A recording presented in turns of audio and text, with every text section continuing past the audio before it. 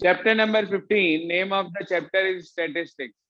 देखो ये जो स्टैटिस्टिक्स चैप्टर है, ये एक्चुअली इसकी शुरुआत तो बहुत छोटी क्लास में आप लोगों की हो जाती है और आपको इसके बारे में डिटेल बतानी शुरू कर दी जाती है। क्लास 9th और 10th में भी आप इसका मीन मीडियन मॉड पढ़ के आते हैं, जो कि मेजर ऑफ सेंट्रल टेंडेंसी कहलाता है। Mean median mode known as measure of central tendency. और इस साल जो आपको पढ़ना है वो है मेजर ऑफ डिस्पर्सन, जिसके अंदर आएगा रेंज, मीन डेविएशन, वेरिएंस और स्टैंडर्ड डेविएशन। ये चार चीजें आपके पास आएंगी पढ़ने के लिए। तो सबसे पहले पुराने काम की बात करते हैं, डेटा। डेटा को बच्चे दो हिस्सों में बांटा जाता है। एक कहलाता है अनग्रुप्ड डेटा और दूसरा कहलाता है ग्रुप्ड डेटा। अनग्रुप्ड और ग्रुप्ड। अनग्रुप्ड के अंदर कुछ भी नंबर लिखे होते हैं, 5, 4, 3, 9, 6, 7, 2, कुछ भी। और ग्रुप्ड डेटा के अंदर डेटा को फर्दर दो हिस्सों में बांटा जाता है। एक तो डिस्क्रीट फ्रीक्वेंसी डिस्ट्रीब्यूशन और एक continuous frequency distribution. Discrete frequency distribution के अंदर दो चीजें दी जाती हैं, एक तो एक्सआई और एक उसकी frequency FI. Continuous frequency distribution भी वैसे दो हिस्सों में बांटा जाता है, एक इंक्लूसिव और एक एक्सक्लूसिव। आपके कोर्स में सिर्फ एक्सक्लूसिव है, इंक्लूसिव नहीं है। मतलब जहां खत्म हो रहा है वहीं से शुरू हो रहा है। 0 से 10, 10 से 20, 20 से 30, 30 से 40, इस तरीके से ये हमारे पास कहलाता है क्या? जी हाँ, कॉन्टिन्यूअस फ्रीक्वेंसी डिस्ट्रीब्यूशन। इस कॉन्टिन्यूअस फ्रीक्वेंसी डिस्ट्रीब्यूशन के अंदर आपको एक तो क्लास इंटरवल और दूसरा क्या दिया जाता है? फ्रीक्वेंसी। क्या दिया जाता है दूसरा? फ्रीक्वेंसी। देखिए सर ध्यान से इसके आगे, एक्सआई जैसे 5, 10, 15, 20 इस तरीके से दे दी। इनकी फ्रीक्वेंसी 4, 6, 7, 3 इस तरीके से दे दी आपको। ऐसे ही आपको कॉन्टिन्यूस के अंदर फ्रीक्वेंसी दे दी जाएगी, कुछ भी हो सकती है फ्रीक्वेंसी, 4, 7, 3, 6 कुछ भी। तो हमारे पास बेसिकली अनग्रुप्ड और ग्रुप्ड दो कैटेगरी में पूरे डेटा को बांट दिया गया है। ठीक, यहाँ तक क्लियर है? अब इसके अंदर जो चीज हमें पढ़नी है, समझनी है, वो है मीन मीडियन मॉड।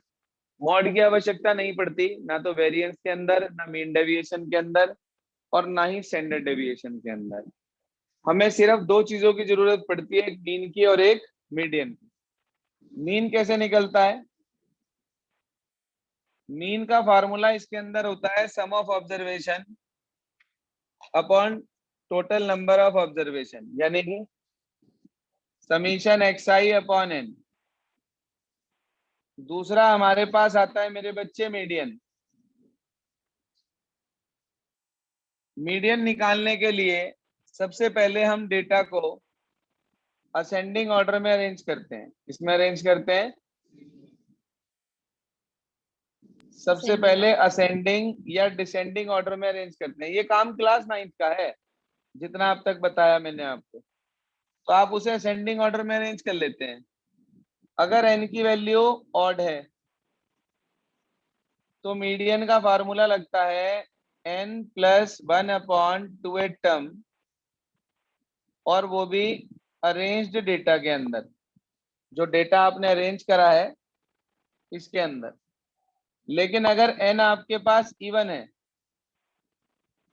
तो उस केस में जो मीडियन का फार्मूला लगता है वो n अपॉन 2 टर्म प्लस n अपॉन 2 plus 1 term whole upon 2।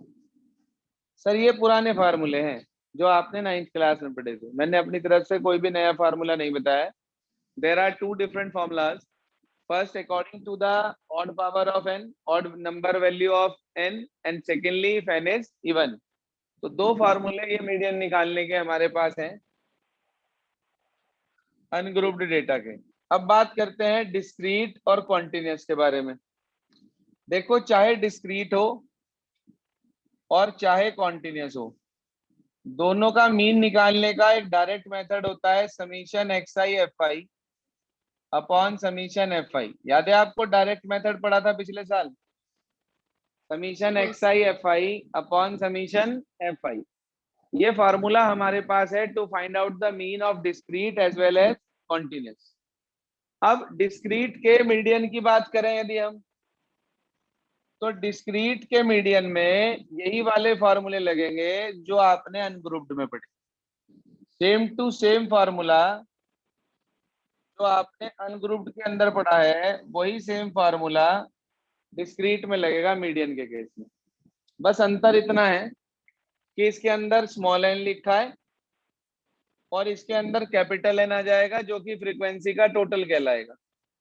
Frequency के टोटल को कैपिटल एन कहते हैं। बस इसमें फर्क इतना है, आप लिखना चाहो लिख लेना अपनी कॉपी में, कैपिटल एन लिख लेना यहाँ पे स्मॉल एन की जगह। कैपिटल एन का मतलब समीशन एफ आई होता है, जिसे आप सिग्मा एफ आई कहते हैं। एक्चुअल में ये वर्ड सिग्मा नहीं होता, ये जो सिंबल होता है हमारे पास ये सिग्मा नहीं होता, ये समीशन होता है। सिग्मा जो है वो स्टैंडर्ड डेविएशन और वेरिएंस के लिए यूज होने वाले सिंबल को सिग्मा कहते हैं, जो आधे नए की तरह बनता है। हिंदी का आधा नए होता है ना, नए, नए फॉर नल, तो वो वाला जो है सिंबल वो कहलाता है सिग्मा। इसको बोलते हैं समीशन, सम शब्द से बना है समीशन। ठीक है जी।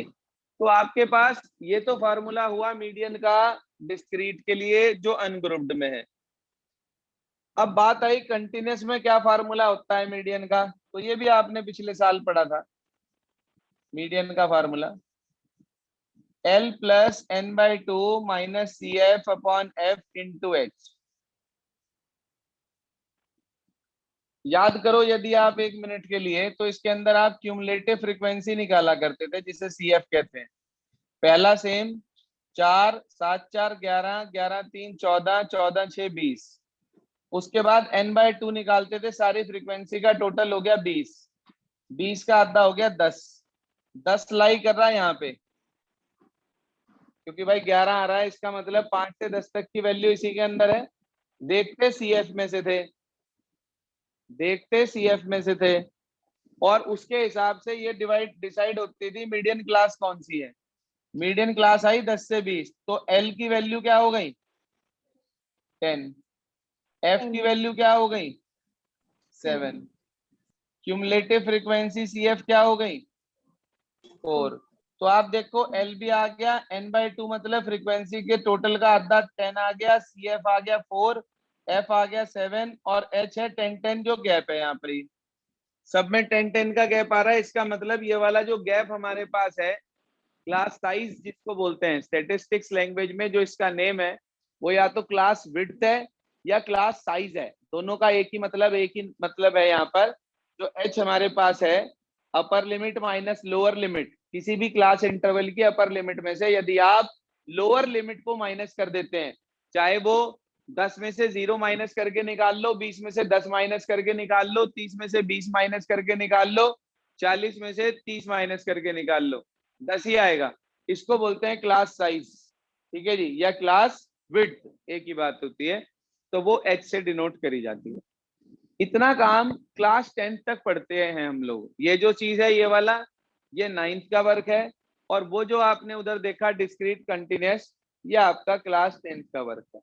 तो इसके बाद का जो टॉपिक अब हम पढ़ने जा रहे हैं वो हमें क्लास 11th की बुक से है हमारा, जो कि कहलाता है मीन डेविएशन। सबसे पहला टॉपिक है मीन डेविएशन।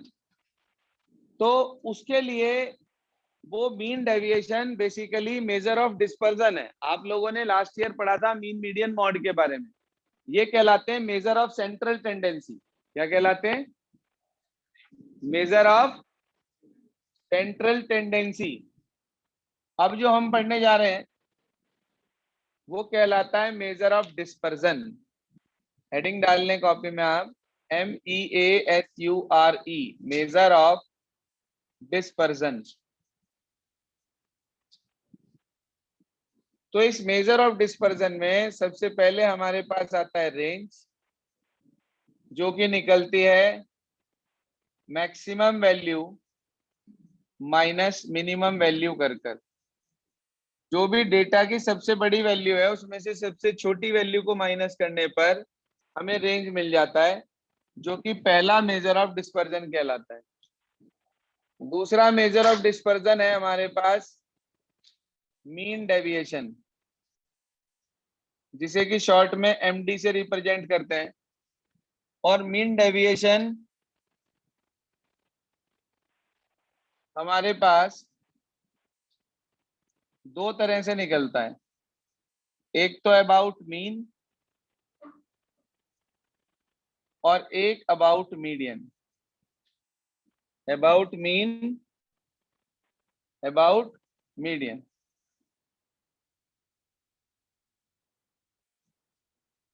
अगला हमारे पास आता है टॉपिक इसके अंदर वेरिएंस, और उससे अगला टॉपिक हमारे पास आता है इसके अंदर स्टैंडर्ड डेविएशन।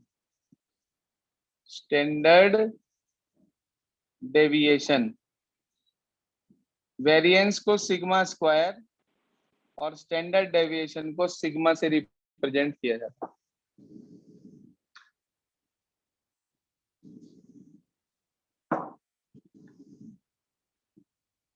बात क्लियर है इतनी? ठीक सर, ये अब तक का कंप्लीट बेसिक आ गया हमारे पास। अब हम बात करेंगे एक एक करके, पहले मीन डेविएशन की, फिर वेरिएंस और स्टैंडर्ड डेविएशन की। मीन डेविएशन के ऊपर बेस्ड पहली एक्सरसाइज है 15.1, which contain 12 questions. First 4 of ungrouped, second 4 of discrete, next 4 of continuous frequency distribution. उन चार में से भी पहले दो मीन के, अगले दो मीडियन के।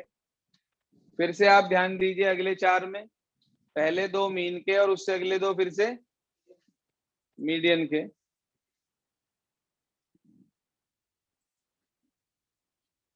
तो इस तरीके से हमारे पास है, आप ध्यान से देखें। और ऐसे ही लास्ट के 4 भी जो आपको दे रखे हैं, उसके अंदर भी दो मीन के और दो मीडियन। बात क्लियर हो गई सभी को? कोई परेशानी? एक एक करके चलेंगे। तो सबसे पहली हेडिंग डाल लें, रेंज तो हमारा कवर हो ही गया, maximum value minus minimum value. तो आप हेडिंग डाल लें कॉपी में, सबसे पहली मीन डेविएशन।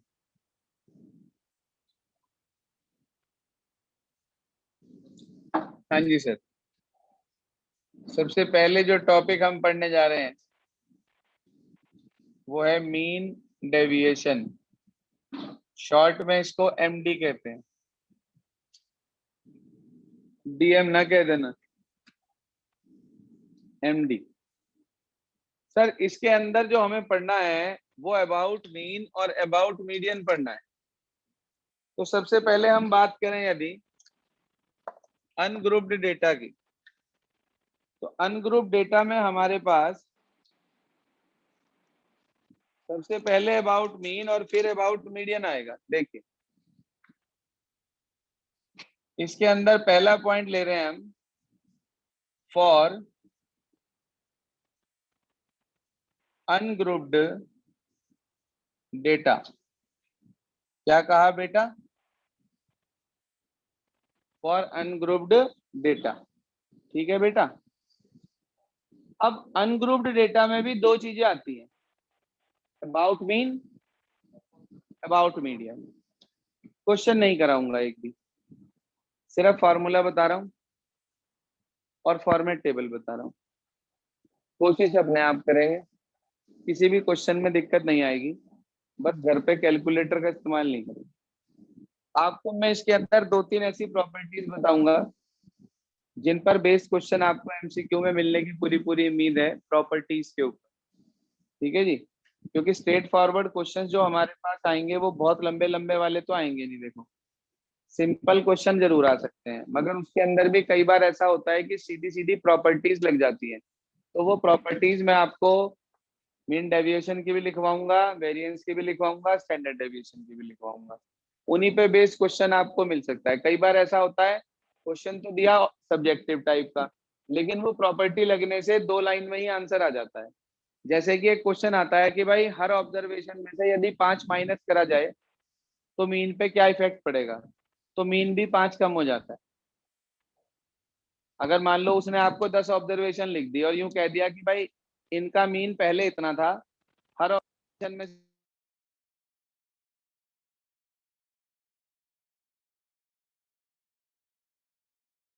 कह रहा है कि हर ऑब्जर्वेशन में से 5 माइनस करके नया मीन निकालो, तो सर कोई दिक्कत नहीं है, दोबारा से मीन निकालने की जरूरत ही नहीं है।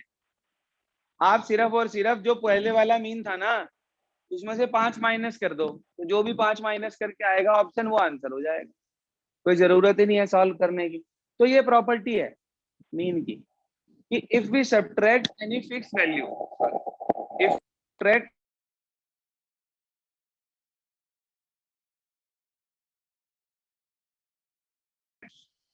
Mean get also diminished by that particular number, उतना ही कम हो जाता है। बढ़ा दें तो उतना ही बढ़ जाता है। ठीक है सर, यानी कि मीन के ऊपर फर्क पड़ता है ऑब्जर्वेशन को कम ज्यादा करने का। इसको बोलते हैं चेंज ऑफ ओरिजिन। क्या बोलते हैं इसको? लेकिन जो हमारे पास वेरिएंस और स्टैंडर्ड डेविएशन होते हैं उनके ऊपर एक प्रॉपर्टी लगती है कि इसके अंदर कुछ भी प्लस माइनस कर दें अगर हमारे ऑब्जर्वेशन के अंदर, तो उसका मीन के वेरिएंस और स्टैंडर्ड डेविएशन पर कोई इफेक्ट नहीं पड़ता है। मान लो आपको कुछ ऑब्जर्वेशन दे दी और यूं कह दिया भाई इसका मीन तो है 40 और वेरिएंस है 25, हर ऑब्जर्वेशन में से 5 माइनस कर दिया गया, तो आप मुझे नया मीन और नया वेरिएंस बताओ।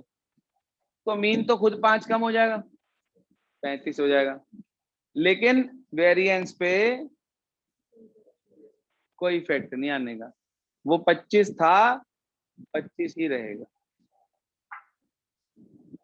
अब कुछ बच्चे क्या बेवकूफी करेंगे, वो लग जाएंगे टेबल बनाने में, कहने लगे आज तो मैं मीन और वेरिएंस निकाल के रहूंगा, सर ने फार्मूला बता रखा। अरे भाई फार्मूले से क्या करोगे? जो क्वेश्चन प्रॉपर्टी से हो रहा है, why we do calculation in that particular question, formula पता होना जरूरी है। Sometime it is asked in the question कि which of the following is the formula for variance और स्टैंडर्ड डेविएशन और मीन डेविएशन, फार्मूला कौन सा है, तो you have to check which of the formula is correct. That's why we need formula also, मालूम होना चाहिए। कई बार बहुत छोटी ऑब्जर्वेशंस देके कह भी देता है कि निकाल लो, अरे भाई तो फटाफट से विद इन 2-3 मिनट्स हम उसकी कैलकुलेशन करके निकाल भी सकते हैं। तो इसलिए फार्मूलों का पता होना जरूरी है, लेकिन सबसे ज्यादा जरूरी है स्टैटिस्टिक्स के अंदर प्रॉपर्टी। तो बात करते हैं फॉर अनग्रुप डेटा में किसकी, अबाउट मीन। बड़ा आसान सा काम है, ध्यान से समझ लो। Mean deviation about mean formula होता है summation x i minus x bar की पॉजिटिव वैल्यू। ये जो सिंबल है, ये मॉडुलस का साइन है, ये पॉजिटिव वैल्यू देता है, मालूम है ना सबको। कुछ बच्चे आज क्लास में बता रहे थे, इसे कहने लगे 1 लिखा है, 1 नहीं है भाई ये। सबसे पहले आप सारे जितने भी एक्स आई गिवन है उसे एक कॉलम में लिख लेंगे, उसके बाद आप उसका सम टोटल निकाल लेंगे समीशन एक्स आई, फिर आप मीन निकाल लेंगे एक्स बार। फॉर्मूला बताया था समीशन एक्स आई अपॉन एन। हर एक ऑब्जर्वेशन में से एक्स बार माइनस कर देंगे मीन को, कुछ वैल्यू पॉजिटिव आएंगी, कुछ वैल्यू है जी, कुछ पॉजिटिव कुछ, आप यहीं के यहीं उनकी पॉजिटिव वैल्यू ले लेना। मतलब जहां जहां पे माइनस आएगा ना प्लस बना देना उसे तुरंत, तो आपके पास direct x i minus x बार आ जाएगा, पॉजिटिव वैल्यू आ जाएगी उसकी, बस इसका सम निकाल लेना। Summation x i minus x बार के मॉडुलस की वैल्यू निकाल लेना, जो भी आएगी वो ऊपर, जितनी टर्म्स यहाँ पे हैं उससे डिवाइड और आंसर तैयार। बहुत भारी काम है, बताइए सर, बहुत भारी काम है क्या? कर सकते हैं आराम से सभी। इस पर बेस्ड आपके पास शुरुआत के 2 सवाल हैं, क्वेश्चन नंबर 1 और क्वेश्चन नंबर 2, इन्हें आज ट्राई करेंगे। इसी के साथ साथ मैं अगला आपको बता रहा हूं इसी में ही, अबाउट मीडियन, अनग्रुप्ड में ही, जिस पर क्वेश्चन 3 और 4 है। सर फॉर्मूला तो इसी प्रकार का ही है, बस एक्स बार की जगह एम आ जाएगा। एम क्या है यहाँ पे? है मीडियन। मीडियन। मीडियन।